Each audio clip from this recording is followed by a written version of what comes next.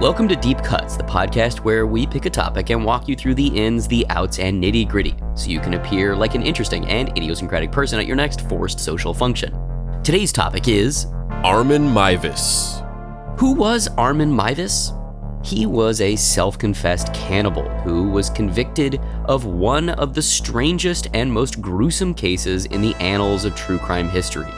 Currently serving a life sentence in his home country of Germany, Armin Meiwes' trial was the source of constant controversy.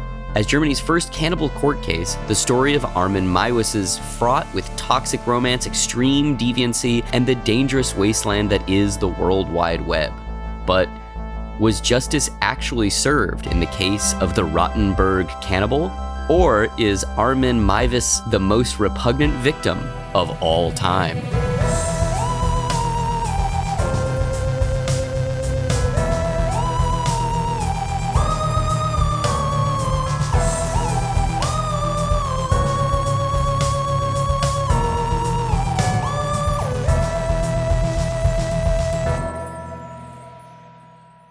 Act 1. The name Armin and cannibalism go together like peanut butter and jelly. Rotenburg, a small, lovely town in central Germany.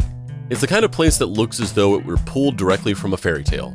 Seated beside the Fulva River, the half-timber homes that line its narrow streets remind one of Disney classics and stories of the Brothers Grimm.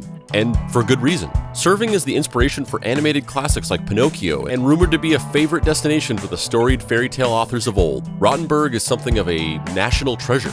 And it was here, against the delightful backdrop of Rotenburg, that one of the most abnormal demonstrations of human depravity occurred.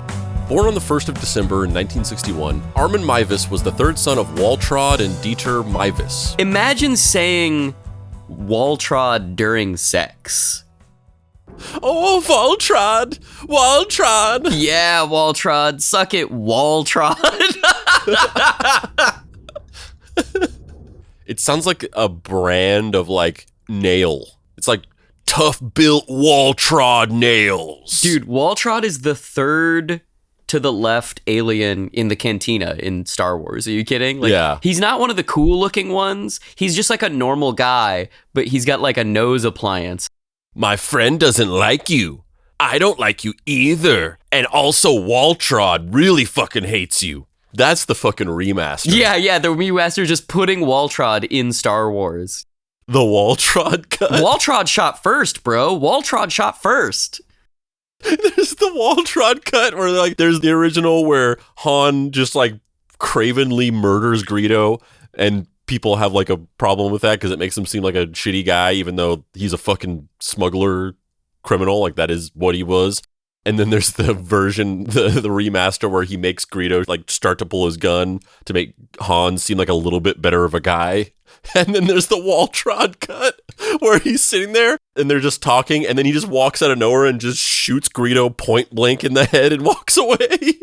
and then Han's like, oh my God. I love the idea that he's they're having the little uto gigate go solo, and then he just explodes internally, and then up out of the bottom of the table, Waltraud appears, and Waltraud was hunkered down under the table, and he shoots him in the chest. He's like, what the fuck? Did Greedo owe you money or something like that? And Waltraud's just like, no, I just desire blood. Rhodian blood smells good. I want chaos. Oh my God, Waltraud, you're a psychopath. Fucking Waltraud. Waltraud's just on the Death Star. Darth Vader and Obi-Wan are fighting, and then Waltraud just comes out of nowhere and just comes up behind Obi-Wan and just shanks him in the neck. No, Waltraud, I am your father. He kills Luke and just wears his skin as a suit, and then he just becomes Luke. Fucking Waltraud. Waltraud, Armin's mother, was 40 years old when he was born and had married his father Dieter after 2 previous divorces. Seen as a domineering presence by all who knew her, Waltraud was a near-constant instigator of conflicts in the Meiwes home. Unable to handle her brash personality, Armin's father Dieter abandoned the family when the boy was just 8 years old. Well, some of the family. Armin's older brothers, Wolfgang and Engelbert, had similarly jumped ship from the Meiwes household the same year as Dieter. Wolfgang fled his mother's reign and joined the priesthood in Berlin, while Engelbert briefly took up residence with his wayward father Dieter. I know we have not moved on from the names of these people. We're not even talking about the story. Far be it from me to judge. These are probably very normal names in Germany, and we're just like freaking out over nothing. But this family is Dieter, Waltraud, Wolfgang, Engelbert.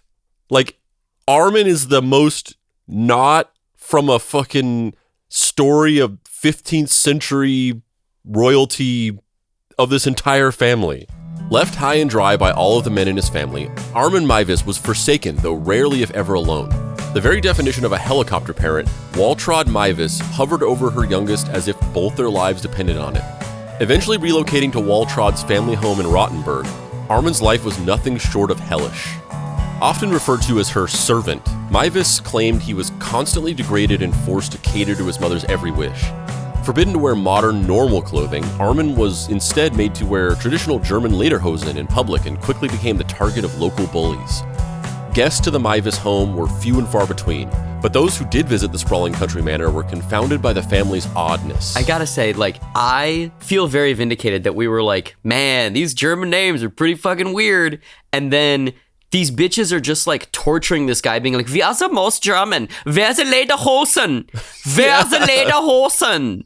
You know, in the United States and American culture, we tend to have these very cartoonish views of other cultures to the point where, there's ideas where people are like, oh yeah, in Africa, people were just in fucking tribes and villages, in huts or whatever. And it's what? No, they're not. They're just normal people. They progressed technologically just like we did. They live in houses. And that's a similar thing for Germany. I feel where sometimes people think oh yeah, they're just walking around in lederhosen or whatever. But even in Germany, they're lederhosen, what the fuck? That's here if you put on a powdered wig or something. Yeah. Which I kind of love the idea of us doing a Founding Fathers series of episodes where we were forced to wear old-timey clothes and buckle shoes and powdered wigs. That would be really funny. Yes. But we have a picture of old Waltraud here and a young Armin Meiwes. You want to take a look at this and tell us what we're looking at, Dave? So it's a black and white photograph. Waltraud is on the left, smiling. She's got a little bit of a gap tooth in between one of her canines and one of her front teeth. Waltraud looks like the face on the front of a novelty can of German cookies sold in a Venezuelan shopping center. Absolutely. Where you're like, what? How did this get here? And who is this person? And you Google it and you find out that the person isn't actually the person who created the German cookies, but just some rando person that they found in a small village and put their face on it and never paid them any money. Or it's sometimes there's a product like cookies or whatever, and there's a person on it and you're just who is this person, or what is this? And then you look into it, you Google it, and it's oh, that's Hans Verschniebelbabel, and he was an Olympic skier from the 1970s who got so famous that they put him on the cover of these cookies, and then they just never removed him, and he just became the mascot of these cookies for some reason. Waltraud looks like someone who says, "Did you clean your room today? If not, I will put you in the Lederhosen." Yeah, she looks exactly like what she is, basically. Everything that was described about Waltraud, that's just what she looks like. She looks like she, smacks your knuckles with a ruler. Yeah. She gives stern nun in Catholic school vibes. Yeah. Waltraud simultaneously looks like a little put-upon German child with a domineering, abusive mother who may or may not be on the cover of a package of German cookies, but he also looks like the lead singer of a mid-2000s indie band. Oh, yeah. Armin is giving abused child and also shitty second guitarist in cursive. He looks like if you were sitting there and you were talking about old bands from high school and you're just yeah, I remember those, Franz Ferdinand, The Hives, The Strokes. Remember those guys? Oh yeah, remember the Slap Bracelets? Right. And then he's the lead singer of the Slap Bracelets. I could also see him being the violinist in like a folk rock band. Like, what was that band that had that record, Vegetamist? Do you remember that record? It was like big in the fucking late 2000s, 2010s.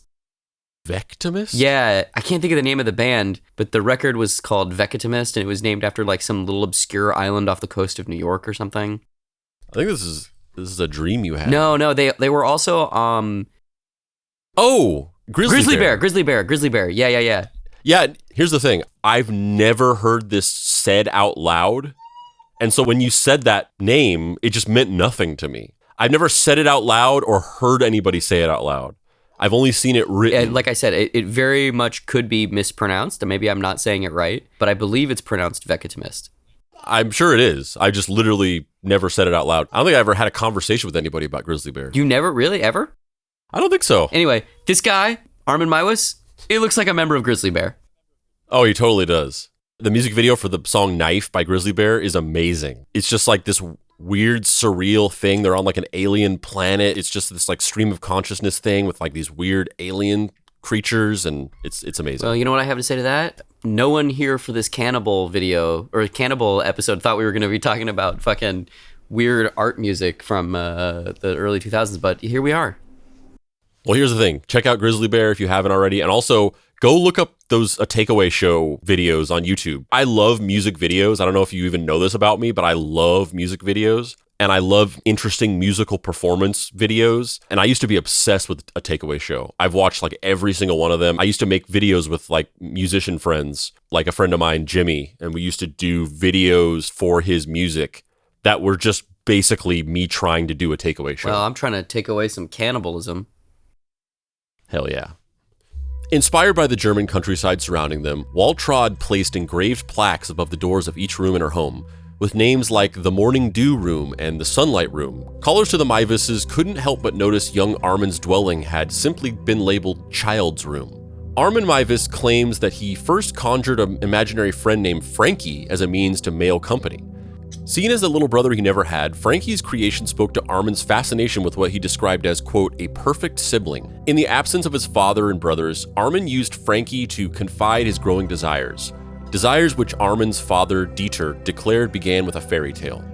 Just before Dieter Meiwes disappeared from Armin's life, the disinterested father had grown leery of his son's fascination with Hansel and Gretel, because according to Dieter, the passages related to the fattening up and eating of children had become something of an obsession for the adolescent boy.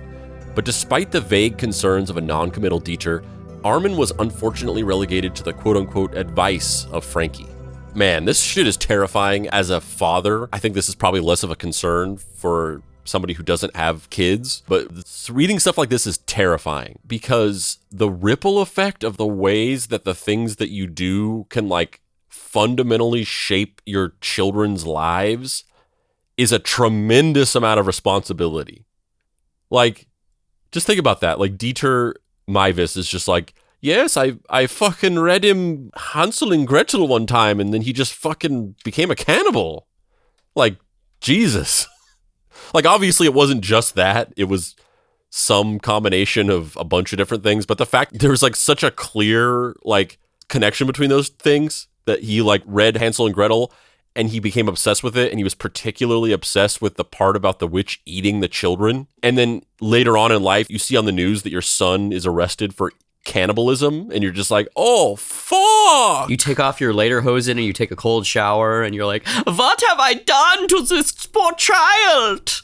Yeah, but that shit's scary because you're just thinking about that stuff all the time. Yeah, and part of it is too is like, you know, how much of that stuff is just inborn in someone and how much of that is, you know, the nature versus nurture thing, right? And I'm sure it's probably a combination of both, but it's still really difficult to parse those things and to not take emotional ownership over that, right? When a child does something reprehensible.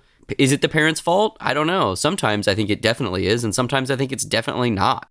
Yeah, well, I think we've talked about this on the show before. I definitely think there's been episodes where we've kind of delved into this, but I think that there's a line, we'll talk about this more as this episode goes on, but there's a line to which you can sort of say like, oh, you know, I had this bad childhood and this happened to me and this happened to me and these are the reasons for why I did these things. And then there's like definitely a going past that line to where it's like, I don't know, buddy, I'm sure that's true, and I'm sure that those things did affect you in that way, but like, you bunged up. You can't blame your parents for this. Like, you did this. I don't know where the line is there of how much responsible they are for it or how much your childhood made you do this or whatever, but all I know is that you personally did this.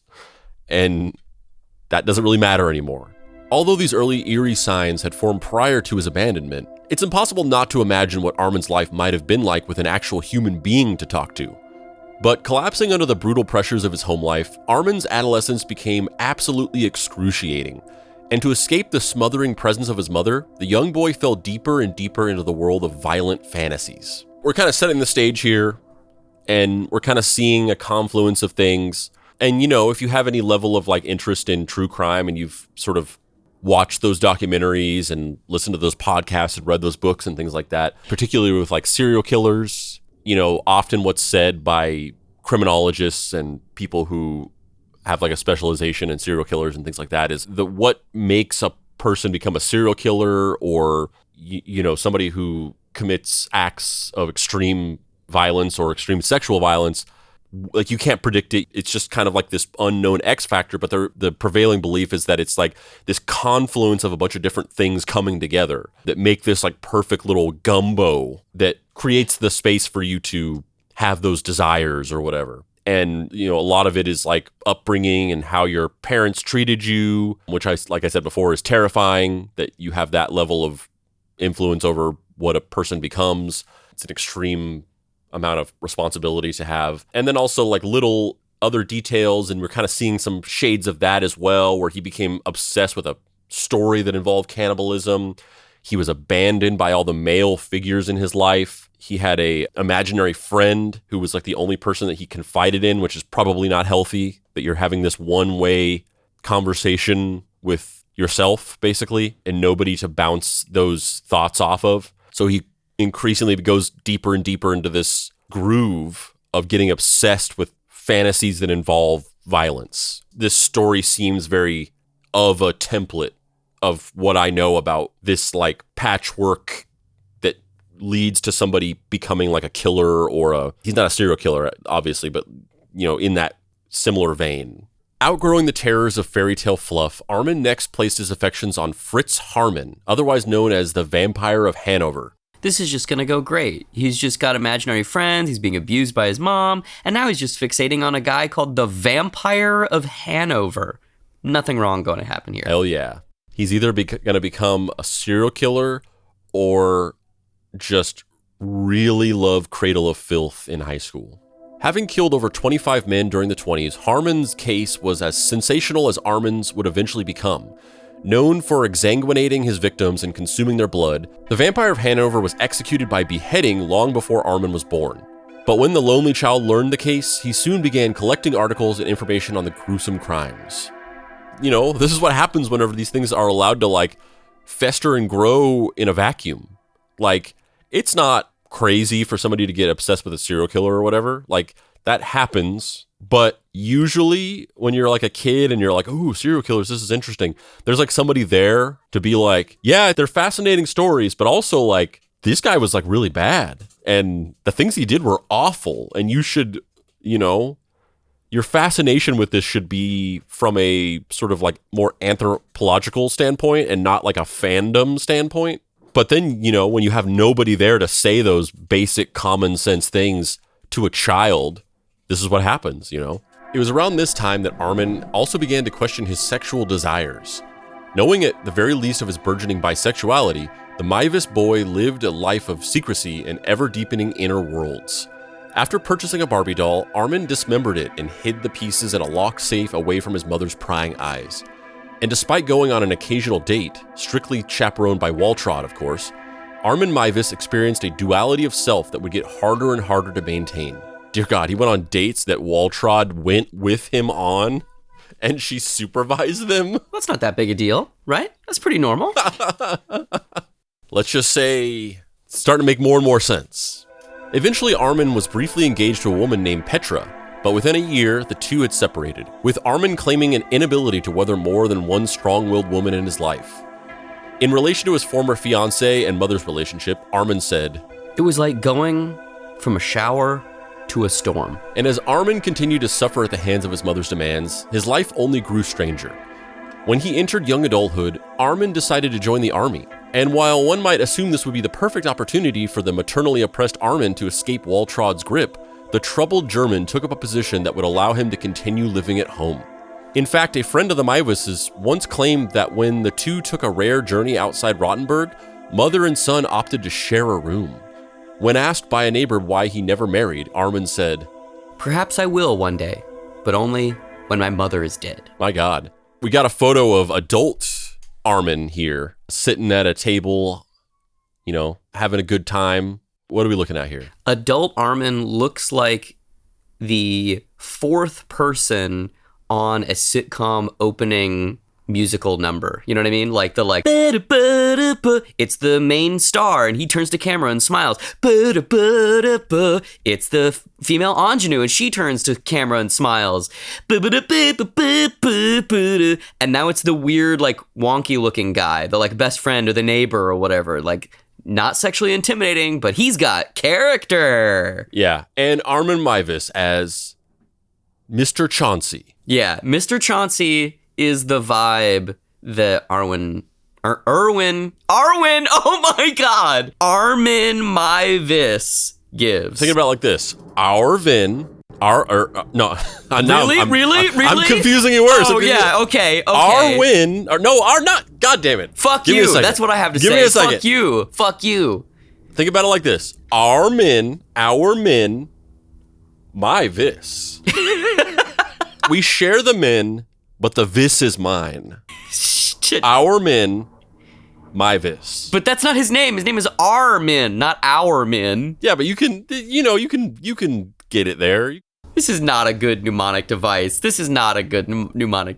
know what? Honestly, if they were going to make a show about him in the 90s, I feel like he should have been played by Armin Shimmerman, who was the principal on Buffy the Vampire Slayer and also Quark on Deep Space Nine. Not because they share a first name, but because he looks like him, kind of. Honestly, I know from other photos and video that he doesn't actually resemble him this much, but in this picture, he kind of just looks like him. Mm-hmm. Maybe mixed with like Viggo Mortensen a little bit. Yeah, I could see that. Viggo Mortensen has too much of that, that tiger's blood energy. He could never play a neurotic mama's boy. He would win an Oscar for that because people would be like, "Oh my God, I don't want to fuck me, Viggo Mortensen? No way!" But when the elderly Waltraud Meiwes did pass away in 1999, a now mid-30s Armin had little time for thoughts of marriage. Between pursuing romantic relationships with fellow servicemen and the services of sex workers, Armin Meiwes almost appeared to blossom in the absence of Waltraud's suffocating presence. But beneath the surface-level facade of a man finally coming into his own, the true nature of Armin's sexuality reared its ugly head. Stalking the hills of his lonesome abode, Armin's fantasies of cannibalism and bloodlust began to reach a boiling point. Armin himself claimed that he once shaped his dinner of ground pork into the shape of a human penis and consumed it in a dream state of hopeful imagination. These ghastly visions and macabre make-believe sessions soon led Armin into a dark, shadowy realm. A new world of vast information and high-speed global communication. A place where fetishists and fanatics find community, and where disturbing correspondences can flourish under the pall of relative anonymity. That's right, Armin Meiwes got himself an internet connection.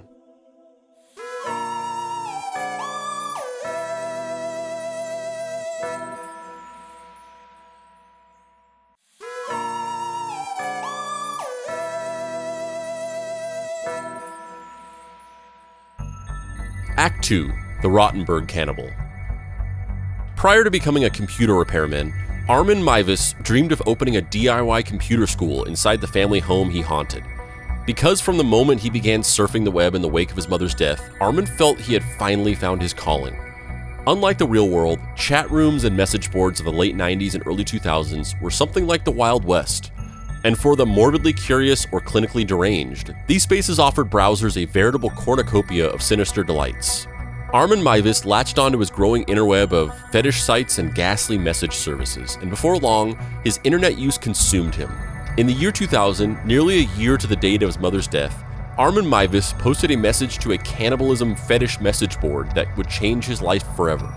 Under the username Frankie, Armin wrote, "Seeking well-built man, 18 to 30 years old, for slaughter." And within a short amount of time, Frankie got a reply.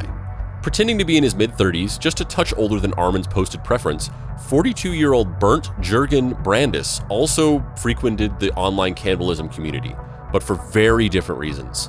Unlike Armin, Brandis had long been entrenched in fantasies of being eaten alive by a self-professing cannibal. And in Armin, the highly successful computer programmer felt he had finally found his match. So first of all, there's somebody out there for everybody. Dude, somebody out there for fucking everybody. It's like, oh, you're like a mid-30s dude who wants to be eaten alive? Well, guess what? There's a other mid-30s dude who wants to eat somebody alive. And you're both computer programmers. But second of all, we got Bernd Jürgen Brandis. Bernd Jürgen Brandis looks like if Joe Pantoliano from The Matrix and Memento stopped being an actor and opened a pizza place. Bernd Jürgen Brandis looks like he's in a 2010s metalcore band as the guitarist, and like the other four guys are like in their early 20s. They have long hair. They wear like skinny jeans and then like band t-shirts. And he's the only one who's like a guy in his 40s who like wears glasses and a white t-shirt. Yeah. Bernd Jürgen Brandis looks like the type of guy who wants to be eaten. Yeah. He also just looks like Armin Meiwes. Actually, you know what? Bernd Jürgen Brandis looks like the type of guy who gets too excited whenever he gets invited to a local barbecue. And he always stands just a little bit too close to the barbecue and makes weird off-color jokes about, well, maybe you should put me on the barbecue. He's definitely done that. 100% he's done that. Thing here where, like, once again, going back to this, like, recipe for creating a murderer or a cannibal or whatever, it's funny because, I mean, I don't know if I actually know the real answer to this or if I really know what I'm talking about exactly. I could be completely wrong. I'm not like a psychological expert. But it's interesting because the portrait we're looking at here is that Armin Meiwes, as a child, was completely alone. He had nobody.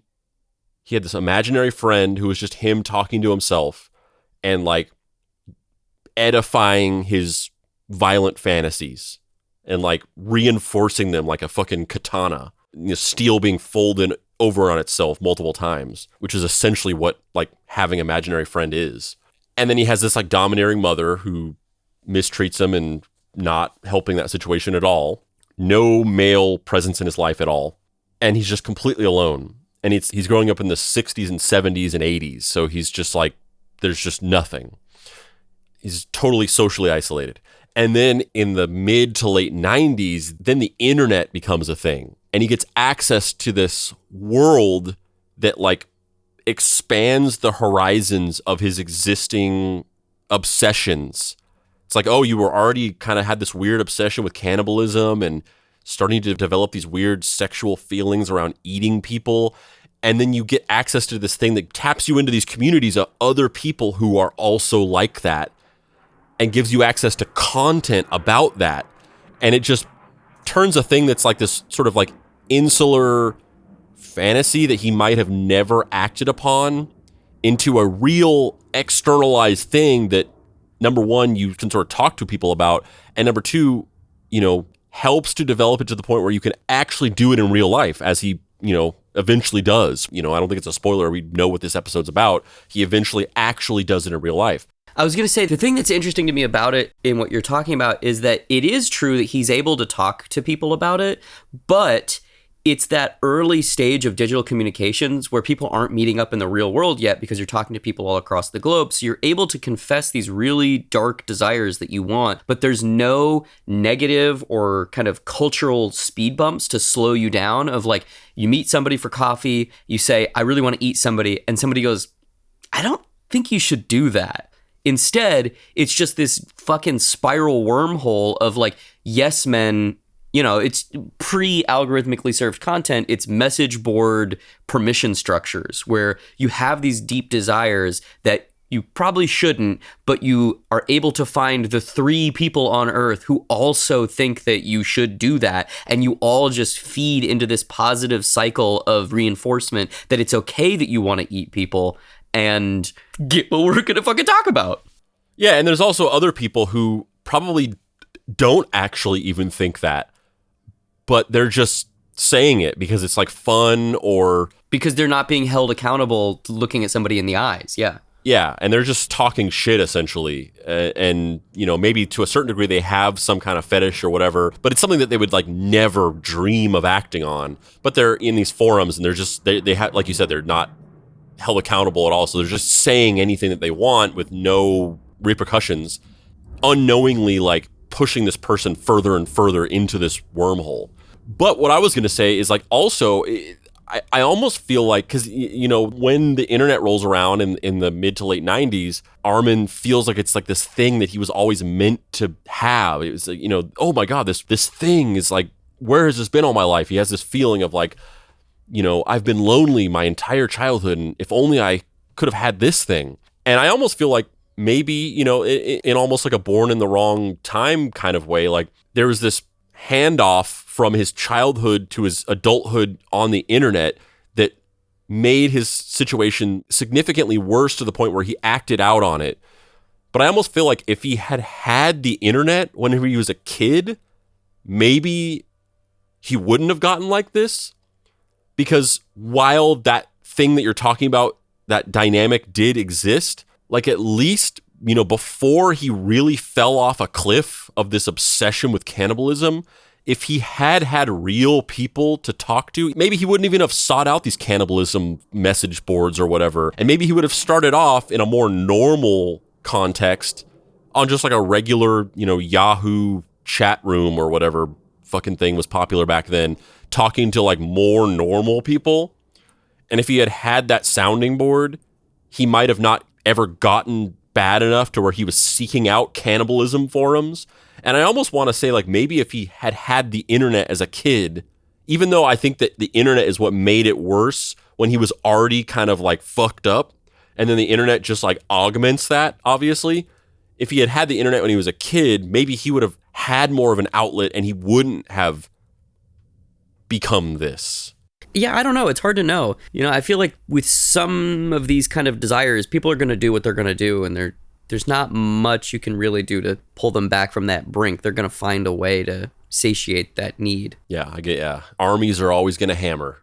Subscribe now to the Army Hammer Time podcast. This is totally a coincidence that we're doing this episode where a guy named Armin is a cannibal. Oh, yeah, that's true, yeah. But he's like making a comeback now. Yeah, I don't know how much we should talk about this because it'll date the episode, but yes, fuck that guy. Though their desired roles differed greatly, Brandis' childhood did bear a striking resemblance to that of his intended murderer.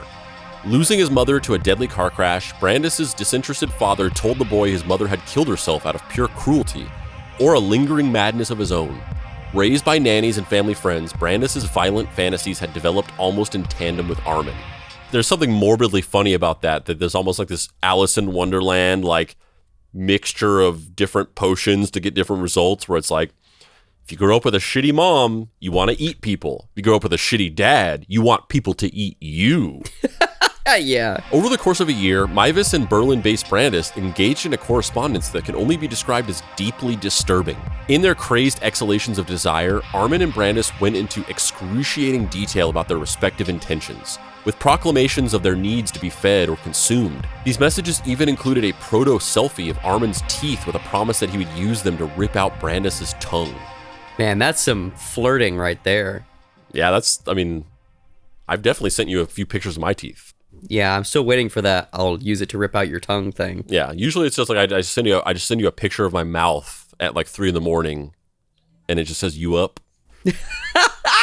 You up? Eventually, Meiwes and Brandis made good on their promise of cannibalistic copulation, and in March of 2001, Armin's potential prey willingly joined him in Rotenburg. After a decidedly awkward first meeting, Armin claimed that the so-called romantic spark between them was less apparent in person. Far older and less refined than his ideal victim, Armin grew concerned that his fantasy would be sullied by Brandis' maturity. You're just like, listen, I'm like the only person in the world that's willing to let you eat me. And then you show up and he's like, not hot enough. Yeah, I know, right? I don't know. You could have worked out some more. Yeah. But according to Armin, Brandis was eager to be slaughtered and consumed, basically from the get-go.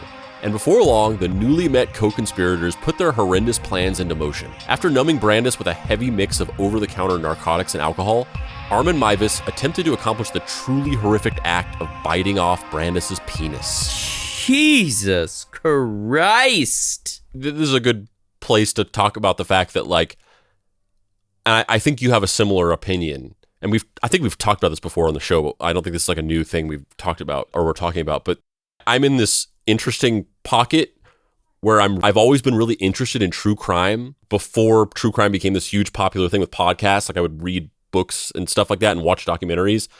And then I've definitely partaken in my share of true crime podcasts, but I have almost zero interest in like the gruesome, violent detail aspect of it. Like I'm not interested in like listening to descriptions of like, and then he cut into the woman's breasts and like I don't, that part does not interest me at all. The thing that interests me is like learning about the psychology of why people do the things that they do and the cultural reaction to like such a horrifying thing happening in a community. And then like the concept of like investigators like trying to use like following clues to catch somebody, like the psychological aspect, the like criminology aspect, and then like the social like reaction and effect aspect of it. But I don't like true crime, like the aspect of it that a lot of people are into, where it's like I just like listening to like descriptions of horrible murders. That part I've never been interested in. That also used not really be what true crime was about. Like that was heralded in with the podcast like era of true crime. But before that, when you would read these books, like that wasn't really what true crime was about. But that being said, as I've definitely heard on a couple of podcasts here and there, and as we learned about, or rather you and Andrew learned about in the Asai Sagawa episode, a lot of cannibals tend to learn the hard way that it's not as easy to eat people as you think it is. And you take that first bite and you're like, wait a minute, I can't just sink my teeth into this like a nice little roast. Although Brandis's darkest fantasies specifically requested this savage performance, Armin was unable to pierce the flesh of Brandis's penis with his teeth. And so Armin's victim called for a knife. But when the knife was also discovered to be too dull to commit the dismemberment, Brandis fell into a drug-fueled despondency. Sensing his fantasies were slipping away, Armin produced a bigger, sharper knife and finished the fiendish deed. Jesus Christ, man. That's brutal. Like, just the act of this in general is brutal. But also the fact that they're just like, it's not working, and they're just like, fuck, get a sharper, like, dear God. It's horrifying. Claiming his own penis to be too chewy, Brandis was unable to consume himself as he had intended. Hoping to appease his rapidly fading guest, Armin then sautéed Brandis's penis with salt, pepper, and garlic in an attempt to soften the flesh. Under the moody candlelight of his meticulously decorated dining table, Armin's affinity for cannibalistic musings was finally manifested. The first bite was, of course, very strange. It was a feeling I can't really describe. I'd spent over 40 years longing for it, dreaming about it, and now I was getting the feeling that I was actually achieving the perfect inner connection through his flesh. The flesh tastes like pork, but stronger. Pork, but stronger. Although Armin tried to share his twisted provisions with Brandis, the alcohol and medications had made it impossible for him to eat. After this shocking appetizer, Armin then took the bleeding Brandis into a bathroom he had converted into a, quote, killing room. And it was there, in a tub intended for his death, that Meiwes made the final cuts which ended the bright programmer's life. And we have a picture here of the kill room. Blue tile, a raised tub, boarded up windows, a towel rack, a radiator, and apparently never having been cleaned, which is not really that surprising. Yeah, definitely looks like a kill room. It's not a cozy, quaint little bathroom in a nice German cottage. Yeah, it's definitely giving Hostel. Yeah, 100%. Alone with the fresh corpse of his internet pen pal, Meiwes then set to the grim work of dressing and dismembering the body. With the calculated methods of a culinary chef, Armin packed his kill into a deep freezer. Over the next several months, Armin consumed the body of Brandis in a shocking variety of dishes and preparations. Experimenting with various body parts and seasonings, it seemed as though Armin Meiwes had finally turned his dastardly dreams into a reality. Ultimately, Armin would consume almost 50 pounds of his former lover, and with a fully willing participant as his quarry, Meiwes began to think of the act as a mercy killing. But it wasn't long before those terrible desires came calling once again, and with Brandis' body parts still coated in freezer burn just a few rooms away, Armin logged back into his old haunts. Frequenting the same sort of fetish sites and cannibal compounds as before, Armin began posting new advertisements for willing victims. But unlike his rapidly digesting companion, Armin's latest posts attracted a different kind of user. In December of 2002, just after his 41st birthday, Armin Meiwes was arrested by German officials under suspicion of malicious intent. After reading his shocking solicitations on various message boards, police investigated the Meiwes manor and found a wealth of disturbing evidence. Aside from the unkempt crime scene, blood-stained killing room, and body-choked freezer, officials also recovered a videotape.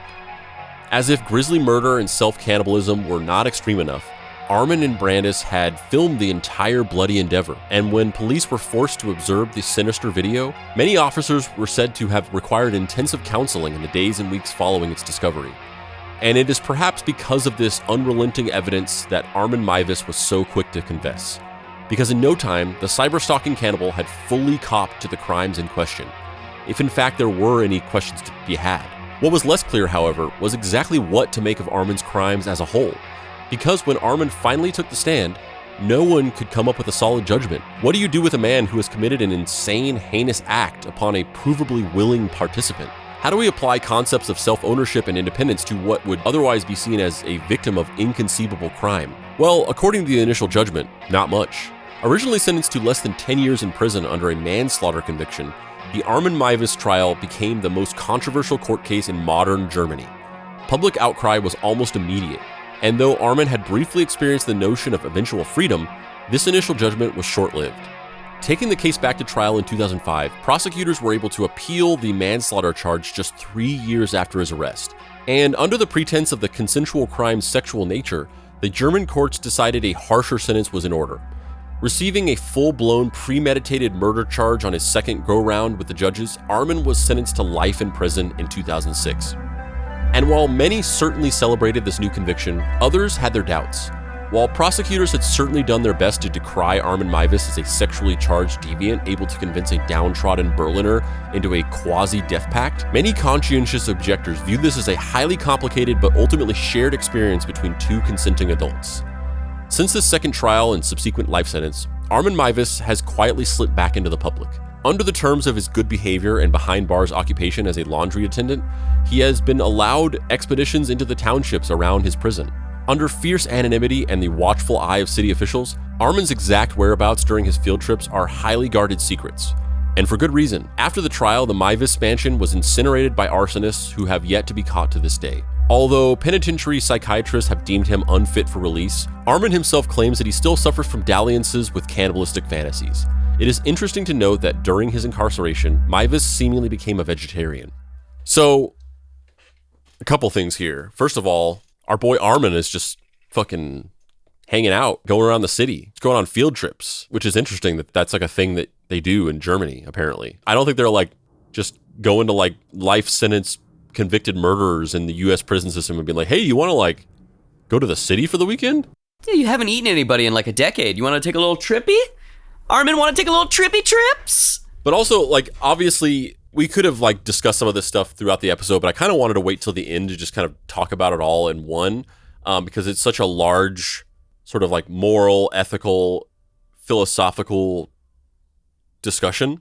You know, this isn't the first time we've talked about this story on the show. I can't remember exactly what episode it was, but there was an episode where I used this story to set up a discussion around the moral and ethical questions around like self-freedom and what people should be allowed to do. It might have been the McCamey Manor episode, or it might have been another one. I set up this concept of like, you know, where's the line where, you know, if two people are consenting to something where, you know, they should be allowed to just do whatever they want. And where's the line where it's like, okay, maybe like for the larger better of society, this should not be allowed to go on, even if it is between two consenting adults, because that's the common argument for almost anything. Anytime anyone wants to like take somebody's rights away, or somebody wants to judge somebody else's lifestyle choices, the common argument, which I agree with, is like, if two consenting adults are doing something in the privacy of their own house, or even, in public, as long as it's not hurting anybody, they should be allowed to do it. And your opinion on it should not factor into like what's allowed and what's not allowed at all. And obviously, the direct, most obvious thing is like gay marriage, or just, people being gay in general. It's like people are like, oh, it's unnatural, or, marriage is between a man and a woman or whatever. And the common sense, very defensible response to that is like, who gives a fuck what you think?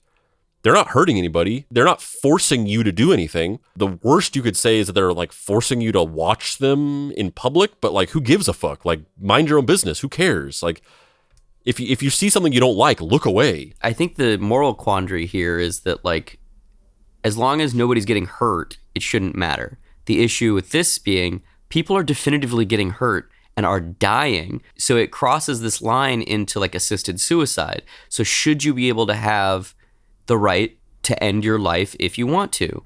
I think so. But also it is technically illegal in the States. So, but it's not in Germany, right? They have assisted suicide there? I don't know if it's specifically in Germany. I know in Switzerland it is legal because, famously, there's actually this thing that's big in the news right now. This Swiss company created the suicide pod, which is this thing where you go out into like a place that you want to go. Like you can go out into the woods and you get inside of this pod, and then like music that you chose plays, and it produces like scents that are calming to you. And then it like euthanizes you. You're basically lethally injected, in this thing. And they just did the very first session of this in Switzerland, and a woman used the suicide pod who had like cancer. I think she was like terminally ill. But then during her like examination of her body, they found that she had strangulation marks on her neck. And this just happened.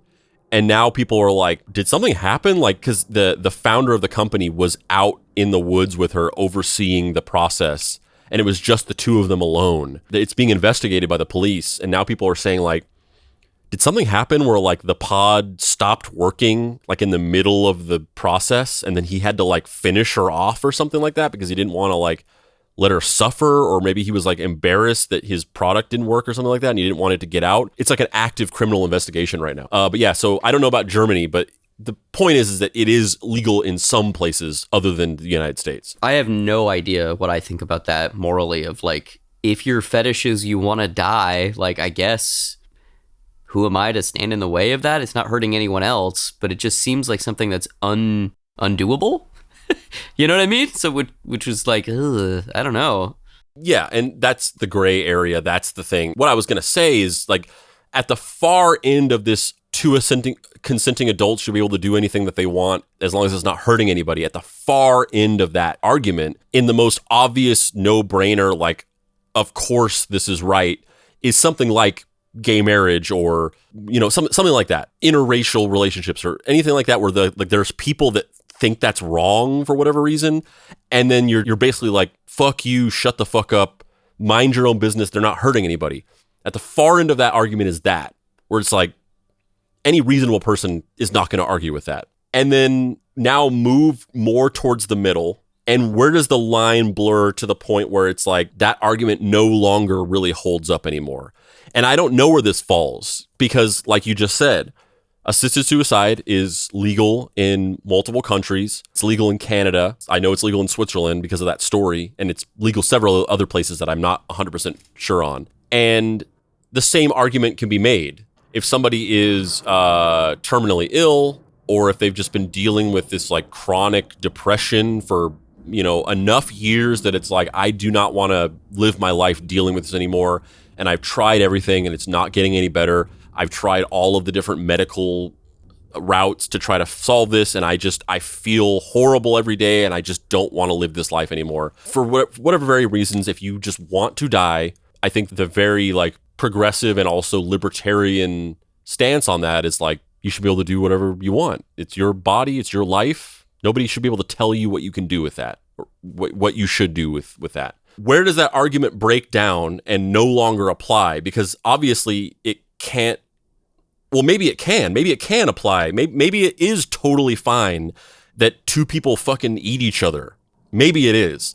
But the reason why it starts to get complicated, at least in my mind, and maybe also the reason why you are conflicted about it and don't have a definitive opinion about it, is because of a couple of key things that were said in that, you know, in what we just talked about the story. The part where he eats the guy, right? He has the guy over, he eats him, and then a week later, he's already on the thing looking for somebody else, right? And that's the part where my mind starts to work in a direction of like, okay, so in a vacuum, he is finding consenting adults to do this thing, and my rational, logical mind, with the way that I feel about the world, basically thinks that's fine. I mean, I think it's weird to want to eat people, and I don't want to do that at all, and that's not in the constellation of my worldview at all. But stripping away what's literally happening, two people doing something that both of them want to do and it doesn't affect anybody else, logically is fine to me. But then you start to consider that part of it where it's like he's developed a taste for it and he's already like eager to do it again. There's not many people in the world that probably want to be eaten. So at a certain point, you start to see that maybe that's going to go in a bad direction where you've awakened this desire in yourself. You've fed it in reality. You've given it a real example of this dark fantasy that you have. At what point does the number of willing, consenting participants start to not be enough for this growing desire you have? And then that is what turns somebody into somebody who starts to do it for real and actually murder people, kidnap people, so on and so forth. So that's where the gray area is, where it's like, maybe there's certain things that even though they are between two consenting adults, maybe they're not good for society to just normalize that thing. And then that's where it's like, maybe that shouldn't happen. Yeah, like it just, there's no way that doesn't affect you. Like think about oh my gosh, I'm blanking on his name, the Japanese cannibal that we did an episode on. Isai Sagawa. Yeah, Isai Sagawa. Like in the Sagawa episode, his tastes like evolve and like move in different directions over the course of his life. And he's like had all of these interviews talking about the various obsessions and kind of cul-de-sacs sexually that he's been hung up on at various points in time. And that's because he never ate another person, right? Like, is there a version of this that is like a slippery slope and you could be a permanent weirdo, kind of has a parabolic curve up into like full-blown murder cannibal? Yeah, I think so. Like, I don't think that's a harsh take. The other side of it too, though, is the victims of this. Are we sure that this is what they want? Yeah. Like, it's a desire that you think you want, but you can't experiment with. Like, there's no way to almost be killed. Yeah, you can't be like, yeah, I realized that being murdered wasn't for me. Yeah. And people, young people, even older people who are in a particular mental state at the time, maybe they're dealing with a lot of depression, which could be helped with therapy or something like that. They might be fully convinced that they want this. And again, it's still a gray area. Maybe they do. Or maybe if they were in therapy for maybe a couple of years, maybe they would change their mind about that. And they'd be like, man, I'm glad I didn't let myself be killed. Right, yeah. And so I guess ultimately my main thought of it is like, when I first knew about this story, when I first read about it, and as I researched it a little bit at a more surface level, my opinion was like, I kind of like, in theory, don't see a problem with this, but it is weird, and maybe there is a problem with it. I don't know. I'm a little torn on it. But then after really like reading into the story and getting all the details and thinking about it more, I'm definitely more leaning towards like, this is bad, and I actually don't think that you should just let people eat each other. Yeah, I mean, I kind of feel the same way, where I'm like, I think to me, the line is if you're not hurting anyone else, fuck it. Like, it's one thing if you want to self-harm. I think you shouldn't do that, but people do things they shouldn't do all the time. And I think the Rubicon for me is the fact that it's somebody permanently harming someone else in a way that they can't be sure that they want. That to me is the issue that really just, I don't fucking know, man. Yeah, and my knee-jerk reaction to think that it's in theory okay is almost maybe like me being too open-minded. Right, yeah, same, yeah. Don't let your mind be so open that it falls out on the floor, like that whole thing. Yeah. I think that is the case because, like I said, there might be some greater societal implications for the concept of normalizing that two people can just like fucking murder each other. And like you said, maybe that one of the people just really doesn't actually want that and they're just in a bad, dark place. And maybe they've been in a bad, dark place for a couple of years and they really think that they want this, but maybe they just need to go to therapy or something. Would you feel differently if the person was already dead? Like, let's say Armin's thing was that he didn't care about the killing, he just wanted to eat people. Would you feel differently in like an organ donor style situation where once someone had passed away, they could will their body to be eaten? Well, I mean, it changes the thing that we're talking about, but I still have this other hang up where it's like, while in that moment and in that microcosm, it's between two consenting adults, you don't know what that is like gonna lead to in the future for the killer person. And he was already just like fiending for another victim after like a week. That seems pretty quick after like murdering somebody that you are like a week later, you're just like, I need another one. And like I said, there's probably not a whole lot of people in the world that want to be killed and eaten. So at what point does your desire to do that outgrow the level of consenting partners? And, you know, murdering and eating people just, and this is what I was saying before about like your mind being too open. Murdering and eating somebody is just not comparable to being gay or having like a diaper fetish or something like that. It's just not comparable. Yeah, it's not. At all. It's not, yeah.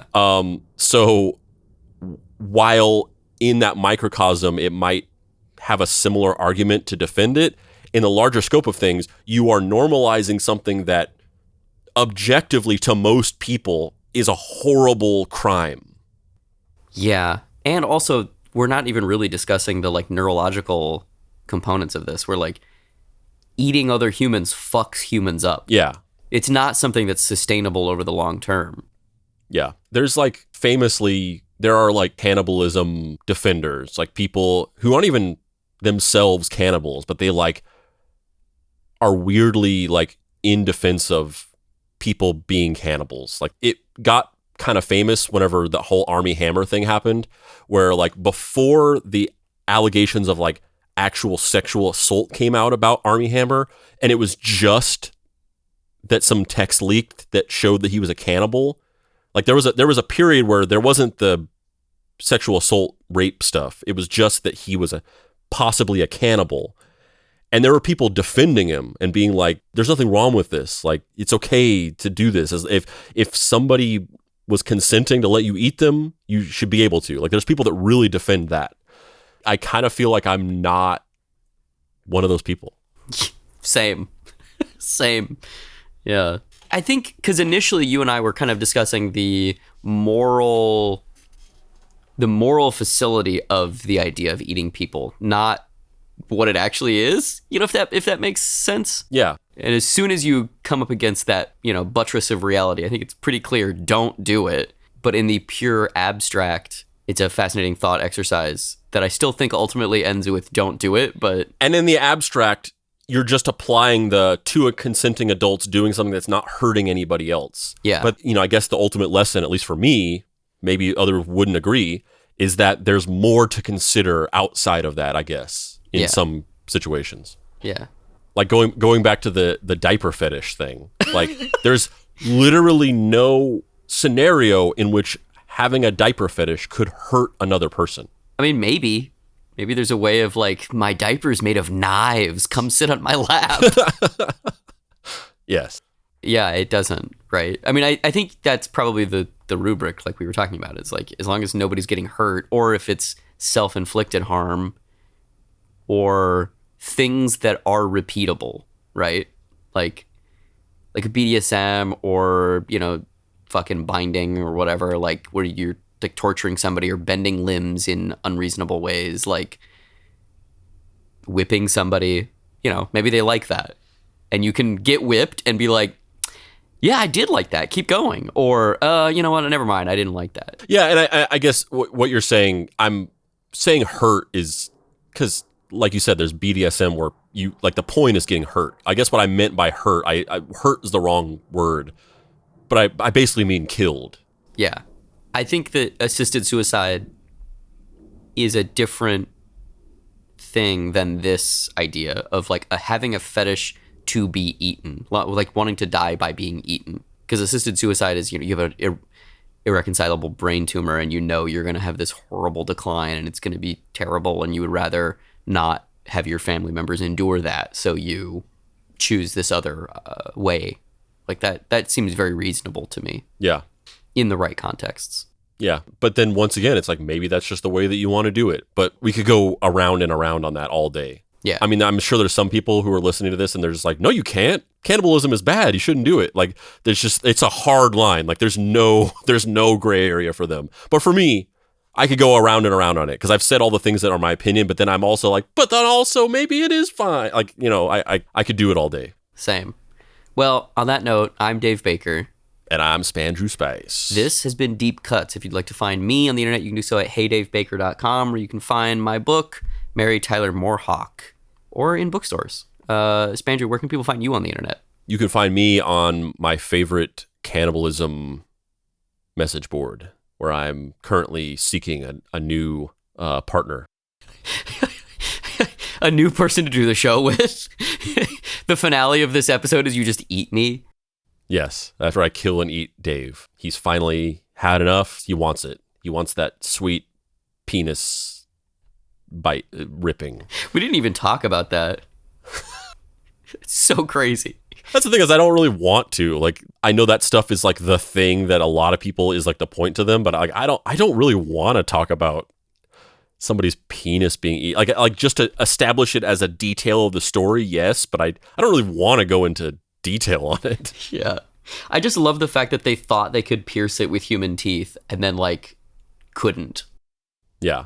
I guess it's like encouraging as a person. You're just like, I mean, I guess I really shouldn't be saying this because I just like fucking slipped down a hill and my leg exploded. So I just learned about the fragility of the human body. Because you hear stories like that. The fucking thing that Werner Herzog says in the Jack Reacher movie, is that what it was? He was like the bad guy. Yeah, in the Tom Cruise Jack Reacher movie, and he like has this speech about how he like bit off his own fingers, and like you can never be a real man unless you have like the courage to bite your own fingers off, and like he makes the guy bite his own fingers and he can't do it or whatever, and he kills him because he can't do it. And then he says that like if you can bite a carrot, you can bite your own finger off. And that's like a scary thought because it's like, really? Like our bodies are that like fragile that you could just like, you can bite off your finger like a fucking carrot and the only thing holding you back from doing it is fear? But then you see things like that and you're like, oh, no, I guess we're a little tougher than that. I guess I'm not just going to fucking fall on a rock and my fucking, arm is going to tear off or something. The other component of that too is, do we think, because obviously it's a sexual thing, so do we think that he was aroused when he was trying to bite his dick off? I don't know, because it doesn't go into detail about it, and I would assume yes, but then also he was like really drugged up. Yeah. So like it seemed like he was not that aware. Interesting. I know we already got to the I'm Dave Baker thing, but there was two things that we didn't discuss. And they were just, so there's two like prominent references to this. Actually, I don't even think one of them is a reference. I think it's just a coincidence. I just assumed that this was like a reference to this, but I don't think it actually even was, because he was arrested in 2002 and he didn't go to prison until 2006. And I'm assuming that the story really kind of went around during that time. But Hannibal came out in 2001. But there's a scene in Hannibal where Ray Liotta, he's like drugged up, and Hannibal Lecter has like cut off the top of his head, and cut off the top of his skull, and he's like cutting out pieces of his brain, and he's cooking them and he's feeding them to Ray Liotta. But Ray Liotta is so drugged out that he doesn't even realize that he's eating his own brain, which I always assumed was a reference to this, but the movie actually predates this. So apparently not. But the other one, which is definitely a reference, is there's an episode of The IT Crowd that the whole plot is a reference to this story. And basically, the plot of the episode, I don't know, have you ever seen this, or have you even ever seen? Yeah, so the plot of the episode is Moss goes over to this guy's house, this German guy, and I can't remember why he goes over to his house, but, oh, no, I know what it is. So he gets invited over to this German guy's house, and he's like inviting somebody over for dinner, and he put out an ad inviting somebody to be eaten, but Moss misunderstands the ad, and he replies to it, and he goes over to this guy's house, and the guy has this huge big screen TV and like a state of the art video and audio system, and he goes over and they watch a movie on it, and it's like an amazing viewing experience. And then Moss realizes that he invited him over to eat him. Like he realizes the misunderstanding, and he's like, oh. And then he's like, wait, so am I going to eat you now? And he's like, actually, I think I need a little more time to think about it. And then he leaves, and the guy's like, okay. And he leaves, and then he basically keeps going back because his TV is so awesome. So he's like pretending like he's going to let the guy eat him and stringing him along so that he can just keep going back to his house and watching movies on his TV. And then eventually he invites all of his other friends, and he's like, yeah, we're going to let you eat all of us. And the German guy's like, oh my God, this is amazing. I can't believe this. I'm so happy. But they're just going over to watch movies. And he keeps coming out and being like, all right, are we ready for the main event? And they're like, no, we need a little bit more time to think about it. And then eventually they reveal to him that they were tricking him because they feel bad. But it was the whole episode was a reference to this story. I feel like this story has occupied a strange place in the global consciousness, where I feel like everybody's vaguely aware of like, oh yeah, there was that one guy who like got somebody to agree to let them eat him. But I don't think that people know that he went to prison for it. I think they're just kind of like, I don't think they think about what happened after the eating of the other human. You know what I mean? Yeah.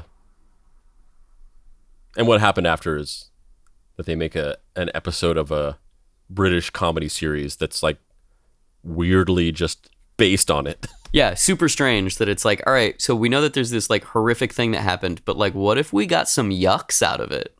Yeah. And it is a funny episode. It's a very funny episode, actually. But then also, yeah, when I first watched it, I didn't realize, I had no idea it was a reference to that. And then I read the story, and then I was like, was that episode based on this?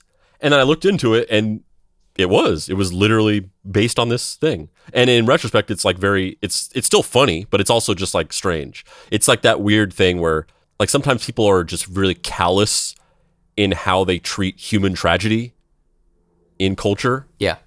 And then you have people like I was telling you about this. I was showing you videos the other day, but this video went viral or was going around on the internet of Frankie Valli. There was this thing that happened where like somebody got on video a performance of his or several performances of his, and I guess apparently Frankie Valli just like goes out and he performs. He's like 94 or 96 or something like that. He's like really old, but also like, you know, Dick Van Dyke is 99, but he is also like very spry and lucid for a 99-year-old. Like, even though he's very old, I could see him still going out and performing because he's just very in good shape for his age. But Frankie Valli is not. He's like seems senile, and he's not physically and mentally there. And there's videos of him, and he still performs, and he just basically, there's a band around him, and he performs his old hits, but he's just lip syncing to it, and he walks out on stage, and he's just like, he's not even in the same room. He's somewhere else mentally, and he's just like sort of like very like weakly lip syncing to a vocal track. And my reaction to that is this is sad. Like, this guy is clearly being taken advantage of by somebody. He's got a management team or family members or something like that that's like forcing him to go out and perform these shows, even though he should be in a bed somewhere, retired like years ago. And he's still being trotted out for these performances by somebody who's making money from it. But the internet's reaction to it was to just make funny videos about it and just meme it and turn it into a funny thing of like, isn't it funny how fucking old this guy is and how he's up there like lip syncing? And I just find it very cruel. And I just think that some people just like, a lot of people just don't even intellectualize how cruel they're being about other people in their journey to make content. Yeah, because those videos are all, the meme is like me showing up to work and phoning it in. And it's a video of this guy being elder abused. Not like, hey, we should all, the millions of people watching these videos should all like shame his management team into not putting him on the fucking road. It's just making a weird punchline out of it. It's very strange. Making a punchline, and then also there's those, but then there's also just people, and there's a bunch of them who are just like reenacting it. Yeah, totally. Yeah. Where they shoot like little sketches where it's like some guys like standing there, and then they part, and then one of the people walks through, and he's got like old person, like he's got their hair is sprayed gray, and they've maybe got some makeup on their face to look older, and then they just are kind of like impersonating him. And it's like, this isn't funny. This is like really fucked up. And it's like, I think that in a lot of the cases, they're not even thinking about how fucked up it is. They're just like, oh, an opportunity to make a video. Yeah, it's there's a thing here that a bunch of people will probably recognize and click on. Fuck yeah, I'm going to do that. But I mean, that's a little bit of a tangent. But essentially, I'm saying a similar thing where it's like, I think in our culture, Western culture, it's really easy for people to be kind of callous about human tragedy when they think that there's like something that they can get out of it. Yeah, and the thing isn't even necessarily money. Sometimes it's just like clout or vague attention, a couple likes. Yeah, and while that episode of IT Crowd is funny, it's a little disturbing that they made an episode based on that story. Yeah, totally. Well, on that note, I'm Dave Baker. And I'm Spandrew Spice. This has been Deep Cuts. If you'd like to find me on the internet, you can do so at heydavebaker.com. You can also find my book, Mary Tyler Moorhawk, wherever books are sold. Spandrew, where can people find you on the internet? You can't find me on the internet because I don't use the internet. I'm talking to Dave through one of those like tin cans with a string that's like really long right now. But if you want to pay your respects to the dear beloved Papa Pricey, you can get his book, Deadbolt AI Private Eye, by going to dapricerights.com, picking that up. You can follow us on social media by going to Facebook and searching Deep Cuts Podcast. You can join our Facebook group, the Deep Cuts Podcast Facebook group, where we talk about the show and make memes and other cool stuff. You can follow our Instagram at Deep Cuts Pod. You can follow us on TikTok at Mystery Treehouse. You can join our Discord server, bit.ly.com/deepcutsdiscord, where we talk about the show, make memes, play games, other cool stuff like that. And you can follow me on TikTok at Deadboy Detective, which I also upload TikTok videos through a can with a string attached to it.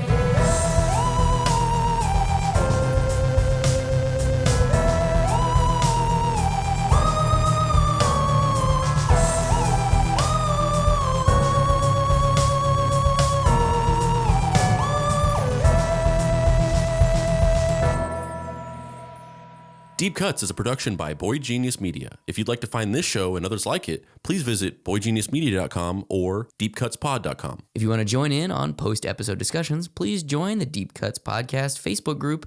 Finally, subscribe to our YouTube channel for additional video content. The incidental music for this episode was created by D. Catalano, whose music can be found at wekeepodhours.bandcamp.com. This episode was guest written by Matthew Mitchell.